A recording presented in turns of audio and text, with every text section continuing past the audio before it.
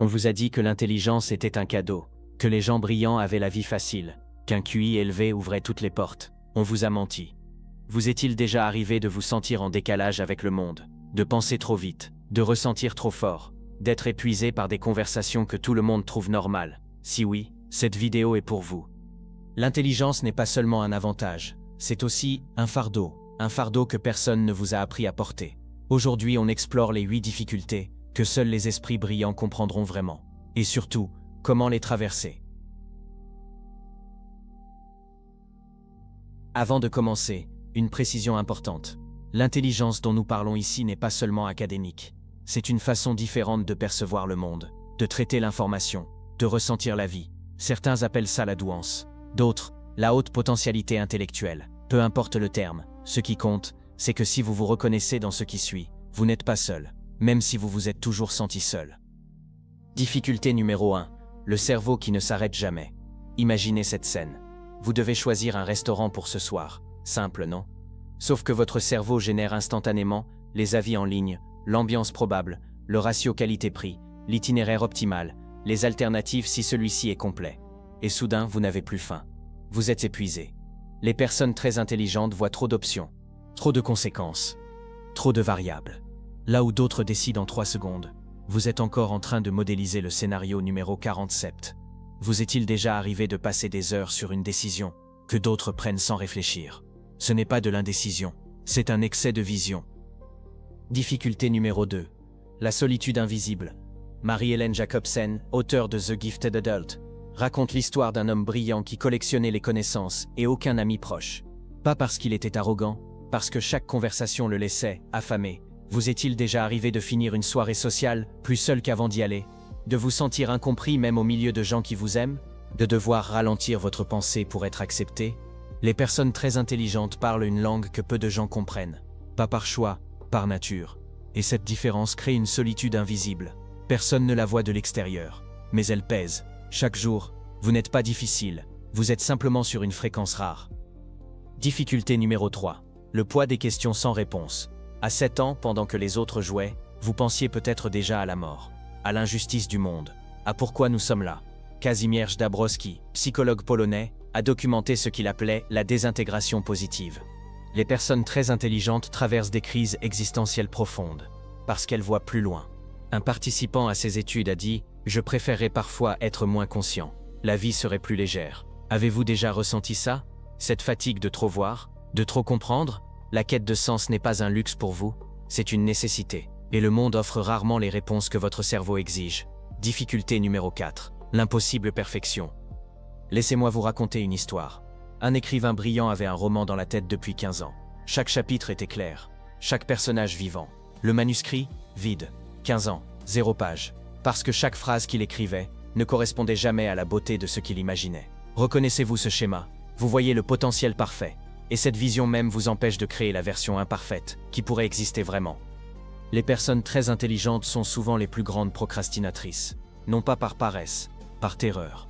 La terreur de produire quelque chose d'indigne de ce qu'elles savent être possible. Votre standard vous élève, mais il peut aussi vous écraser. Difficulté numéro 5. Le masque permanent. Vous avez appris très tôt à vous adapter, à cacher votre intensité pour ne pas faire peur, à poser moins de questions pour ne pas agacer, à rire aux blagues que vous ne trouviez pas drôles, pour appartenir.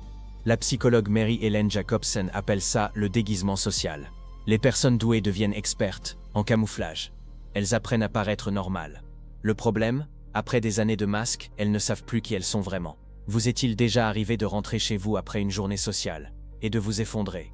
Non pas parce que les gens étaient méchants, mais parce que jouer un rôle est épuisant. Vous n'êtes pas faux, vous êtes adaptable. Mais cette adaptation a un coût. Et ce coût s'accumule.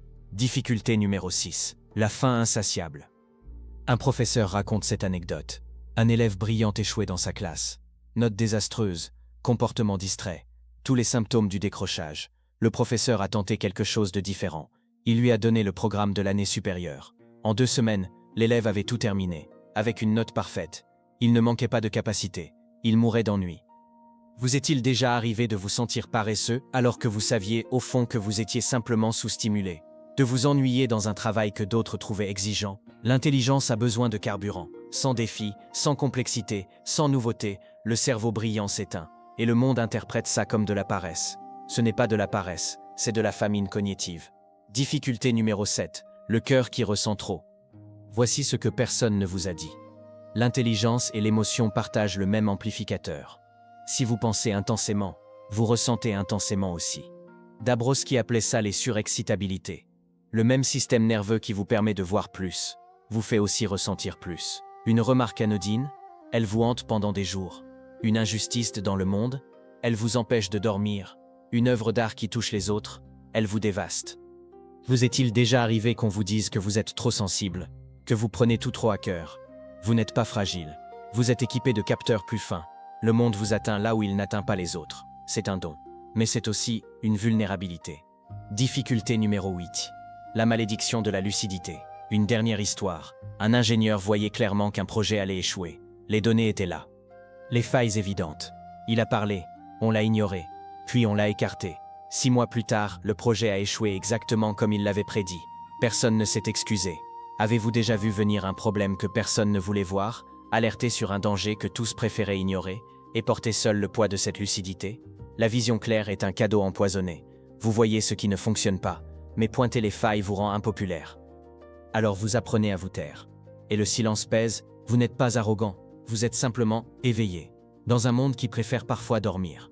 Alors, ces 8 difficultés sont-elles une condamnation? Non, elles sont une carte. Chaque difficulté cache une force. L'analyse excessive, devenue rigueur, elle construit des empires. L'isolement, canalisé, il produit une profondeur que les connexions superficielles ne permettent pas. La fin de stimulation, elle pousse vers la croissance. L'intensité émotionnelle, elle permet un amour profond. La lucidité, elle peut guider les autres. Vous n'êtes pas défectueux, vous êtes un système complexe, qui n'a pas reçu le bon manuel d'utilisation. Comment traverser ces difficultés? 1. Trouvez votre tribu, d'autres esprits qui pensent comme vous. Ils existent, ils vous cherchent aussi. 2. Créez plus que vous ne consommez. Votre cerveau a besoin de produire, pas seulement d'absorber. 3. Acceptez l'imperfection productive. Quelque chose d'imparfait qui existe, vaut plus qu'un chef-d'œuvre imaginaire. 4. Protégez votre énergie. Le masquage social a un coût. Choisissez vos contextes. 5. Poursuivez le sens. Sans but, l'intelligence dévore son propre porteur. Avec un but, elle peut déplacer des montagnes. Permettez-moi de vous dire quelque chose que peut-être personne ne vous a dit. Votre intensité n'est pas une erreur. Votre différence n'est pas une maladie à guérir. Vous n'êtes pas trop sensible, trop analytique, trop profond. Vous êtes simplement beaucoup. Et le monde a besoin de gens qui sont beaucoup.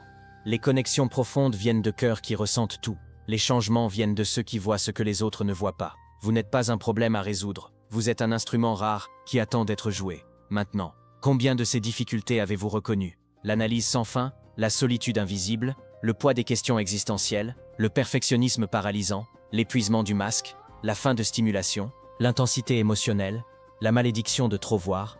Mettez votre score en commentaire. Et si vous connaissez quelqu'un qui s'est toujours senti différent, quelqu'un qui ne comprend pas pourquoi la vie semble plus lourde pour lui que pour les autres, envoyez-lui cette vidéo. C'est peut-être la première fois qu'on lui dira que cette différence est un don. Portez votre différence.